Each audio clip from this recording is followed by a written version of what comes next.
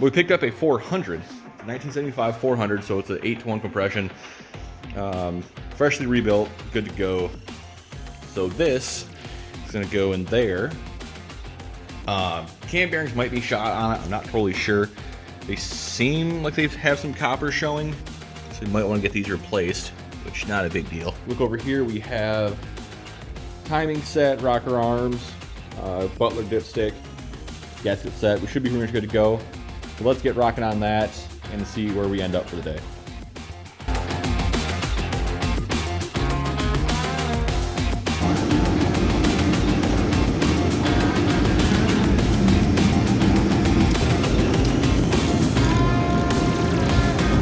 While the Butler dipstick tube kit might seem expensive at $60 or $90, this kit is actually really worth it. The installation tool makes life so much easier when you're doing this.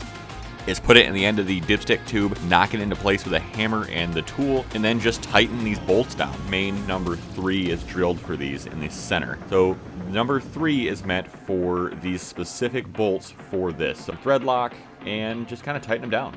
However, if you open the bottom and see that there are holes in 2 and 4, that means that you need a windage tray and not this style. And you see here we're taking our keyway for our Summit 2802, putting that into place with a rag and a pair of pliers. Super basic, super easy. We're just crimping it into place. And the cam shipped without the keyway, so make sure you order that when you do order your cam. It's a pretty important piece to make sure your timing lines up. See, we're throwing on here our cheap Melling double roller kit, and here are your timing set. So we're just going to tighten that on down to the correct torque you can see on the screen.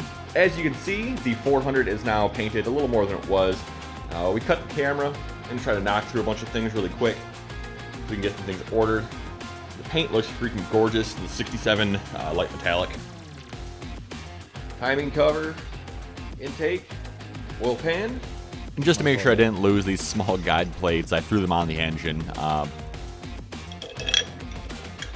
When it comes to mounting an oil pump screen just right, there's 2 ways to do it. You can either measure it like we are here with a straight edge and a tape measure for the oil pan depth, or hopefully you get lucky like we have here with this Pontiac one, where it has a notch in the housing itself for the screen to fit, so you know right where it goes. Makes life nice and easy.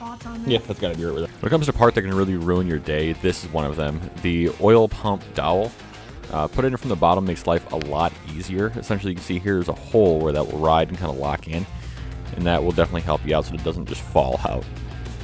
We're torquing these down to 30 foot-pounds in 2 15-foot-pound increments. So once that is done, we need to think about the oil pan itself. So a good rule of thumb is to always just go ahead and tap and dye everything to make sure it's nice and clean.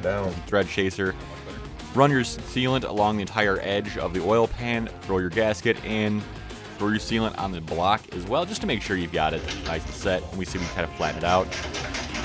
Torque your bolts down and get them ready to go. And then comes the alignment pin. Just make sure the alignment is ready to go for the timing cover. Insert the seal, tap in with a hammer and a block or a rubber mallet like you did here. So I missed a bit of footage here. So essentially what we're doing here is just putting our gaskets on with the sealant and then putting the timing cover on with the dowel, as well as the 4 bolts in the blue part of the timing cover. The other part are for the water pump. Then we're gonna mount the water pump to the oil pan. And once that's done, we can flip around and do the water pump.